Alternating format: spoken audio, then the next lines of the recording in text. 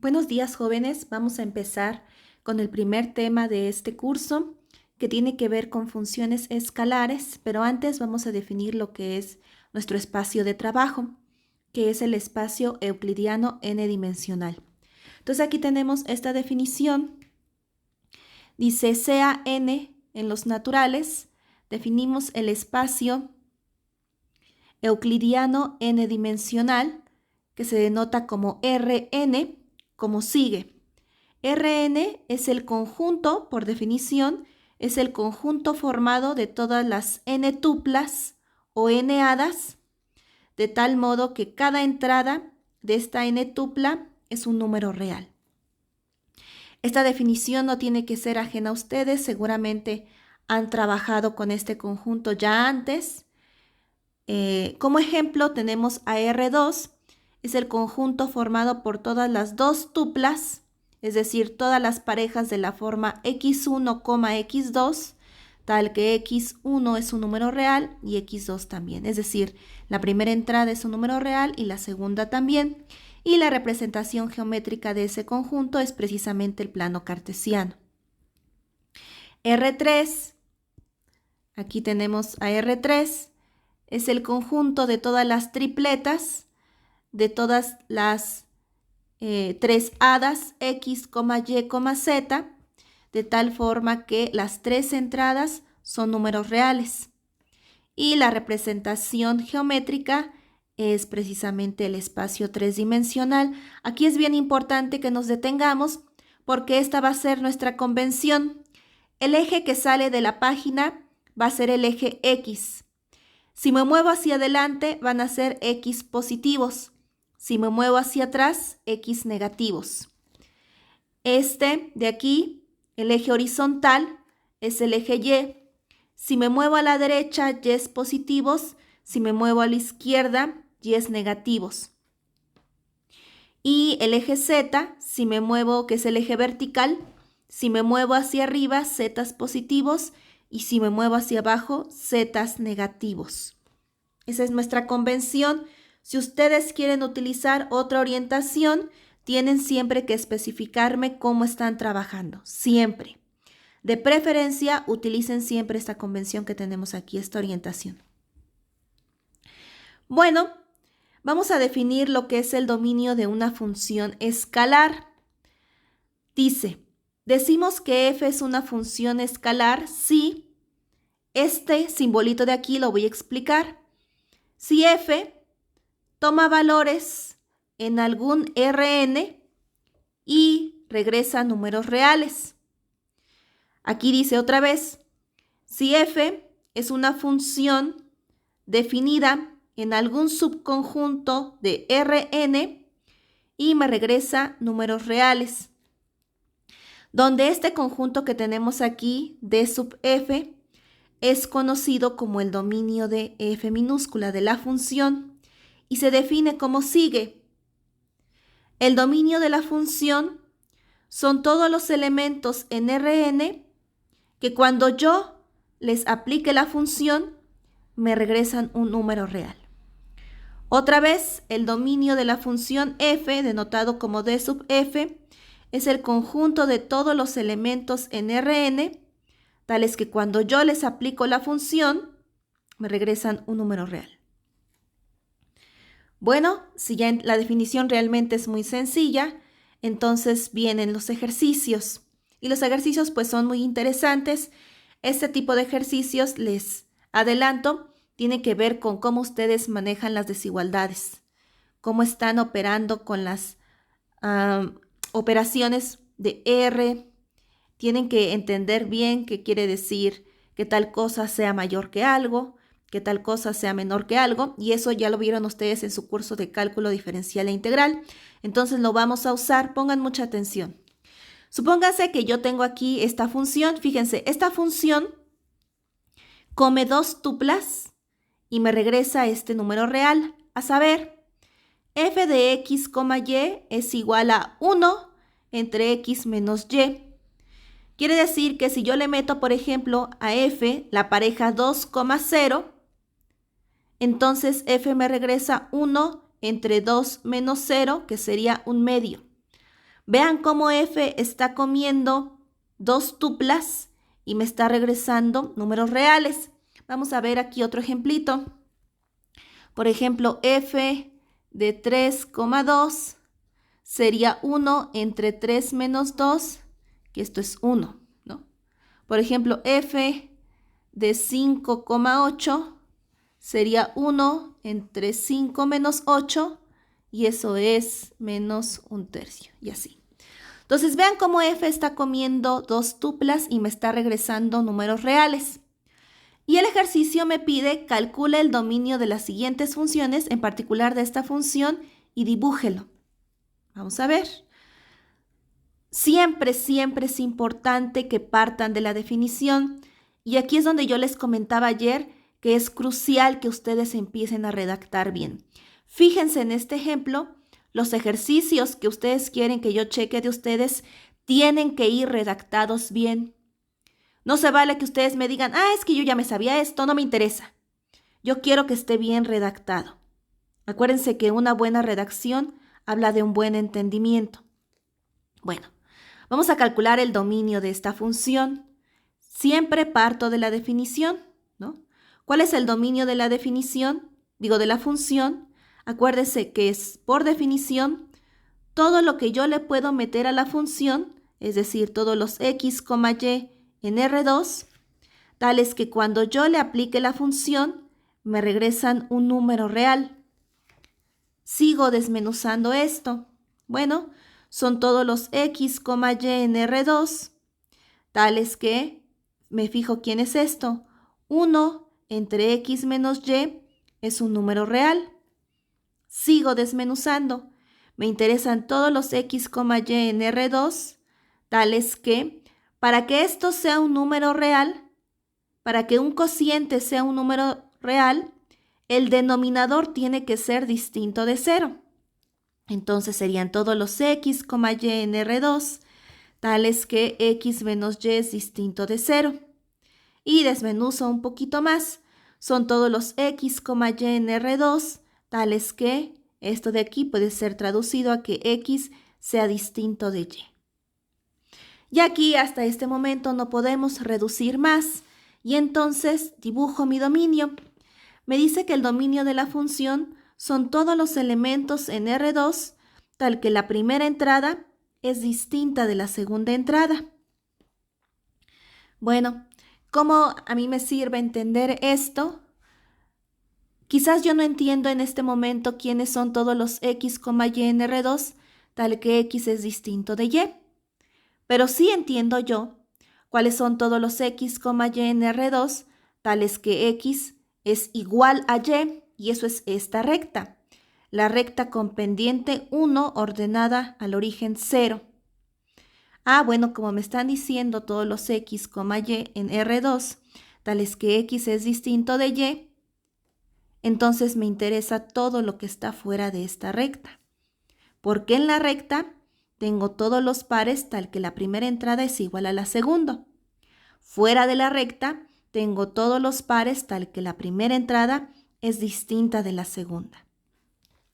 Así se ve mi dominio. Si yo agarro un punto de aquí y se lo meto a la función me va a regresar un número real. Si yo agarro un punto aquí y se lo meto a la función me va a regresar un número real.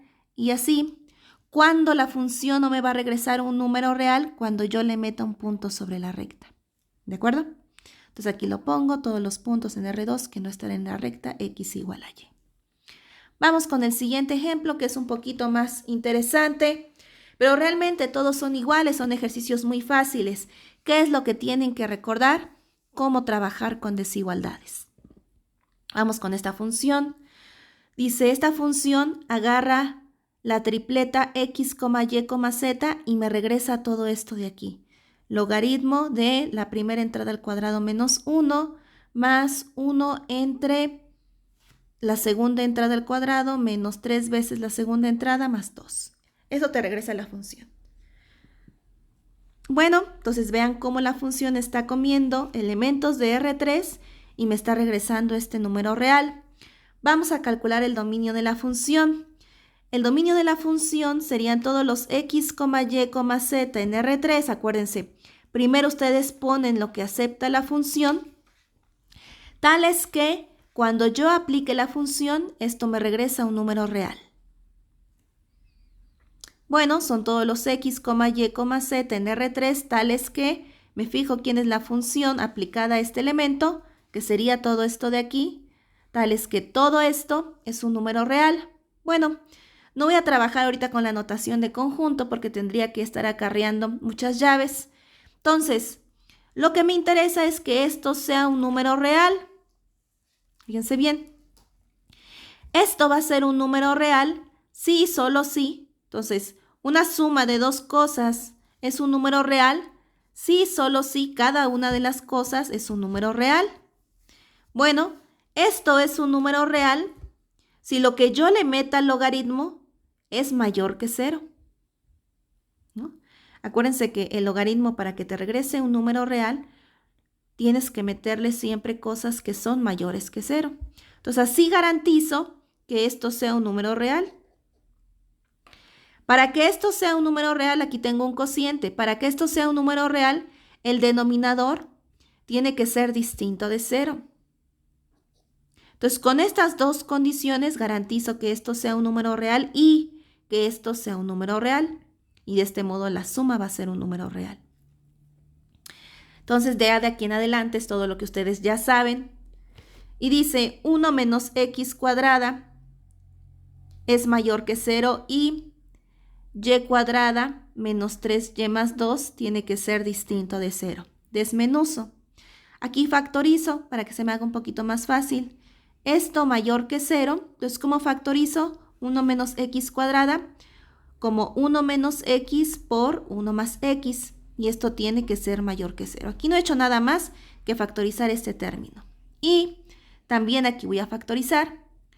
Y cuadrada menos 3y más 2 lo puedo factorizar como y menos 1 por y menos 2. Y quiero que esto sea distinto de 0. Bueno, cuando el producto de dos números es mayor que 0, pues hay de dos sopas. O los dos son positivos, que es la primera línea que yo tengo aquí, o los dos son negativos. Otra vez, cuando el producto de dos números es mayor que 0, cuando los dos tienen el mismo signo, o bien los dos positivos o los dos negativos. Y esta ahí es esta de acá. Cuando el producto de dos números es distinto de 0, cuando los dos son distintos de 0. Entonces, este producto es distinto de 0 si y solo si, aquí, si y solo si y menos 1 es distinto de 0 y y menos 2 es distinto de 0. Sigo desmenuzando. Aquí nada más es pura algebrita. Mi consejo es que dejen a la x siempre con signo positivo. Entonces, para que la x tenga signo positivo acá, la mando de este lado. Entonces, me quedaría 1 mayor que x y aquí dejo la x para que de este lado. Entonces, paso para acá. El menos 1, acuérdense que lo que uno tiene que entender es cómo tiene que ser x, cómo tiene que ser y, etc. Entonces, me quedaría x mayor que menos 1. O lo mismo aquí, y me queda x mayor que 1 y x menor que menos 1.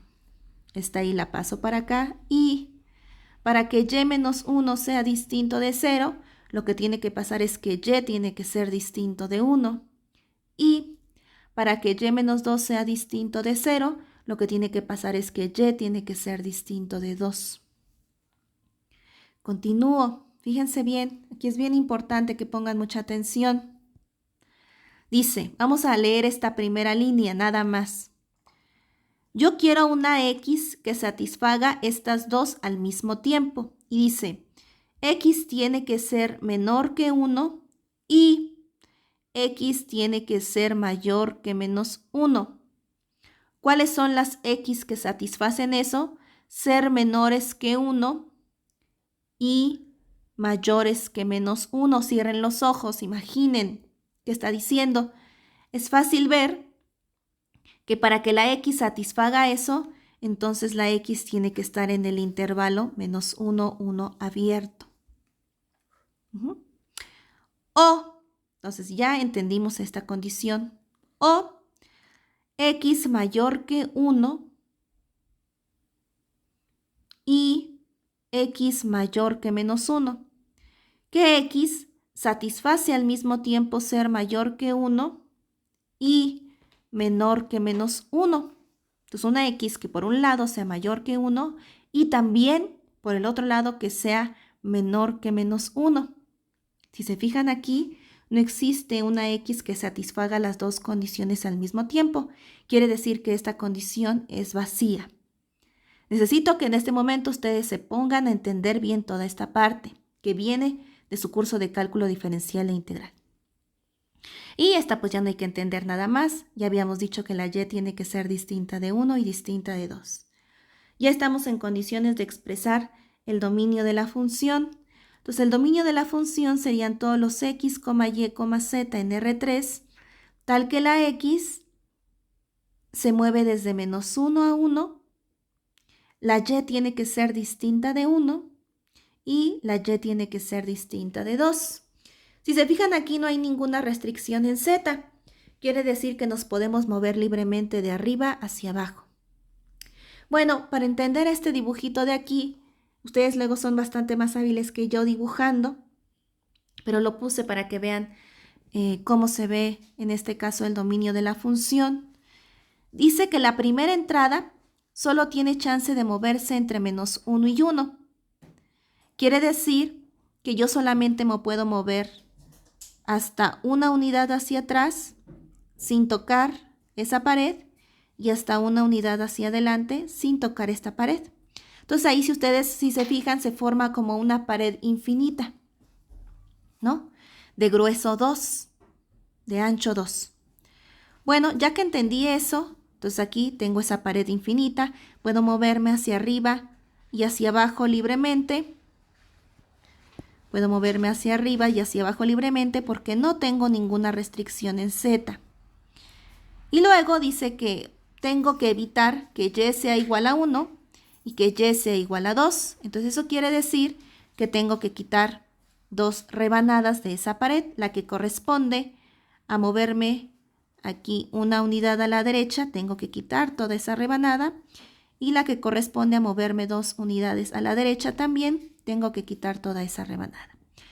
¿Cuáles son entonces los elementos que están en el dominio de la función? Todos estos puntitos. Aquí hago un brinco, no puedo tocar esta pared. Todos estos puntitos. Aquí hago otro brinco, no puedo tocar esta pared y todos estos puntitos. Nada enfrente de 1, nada atrás de menos 1. Y puedo moverme hacia arriba libremente. Bueno, parece todo esto un poco abrumador para ustedes, pero también me sirve para que ustedes entiendan cuál es el nivel de esta clase, qué tipo de cosas ustedes deben de manejar, qué se espera de ustedes en este curso. Entonces, si resulta demasiado abrumador, no entiendo nada, etcétera, pónganse a estudiar. Si no han acreditado el curso de cálculo diferencial e integral, es muy complicado, ¿no? Que entiendan toda esta parte. Si ya lo acreditaron y lo pasaron de noche, no sé, necesitan ponerse a revisar todas estas cosas. Escribí la mayor cantidad de detalle que tengo. Vean que la escritura es ordenada. Vean que estoy explicando qué estoy haciendo. Vean que parto de la definición. Todo eso es muy importante. Les voy a dejar 2 ejercicios más. Seguramente van a aparecer muchas dudas. El viernes vamos a resolverlas todas. Si quieren antes, si ustedes ya están listos, necesito que hagan un esfuerzo real, no que se sienten y digan, ay, no me sale, entonces ¿cómo se hace? No se trata de eso el curso, se trata de que ustedes logren entender la mayor cantidad de cosas ustedes solos. Hay varios ejercicios en internet, hay varios ejercicios en libros, chéquenlos y si no, acuérdense entonces el viernes vamos a resolver dudas. Entonces estoy al pendiente de sus comentarios y hasta luego, jóvenes.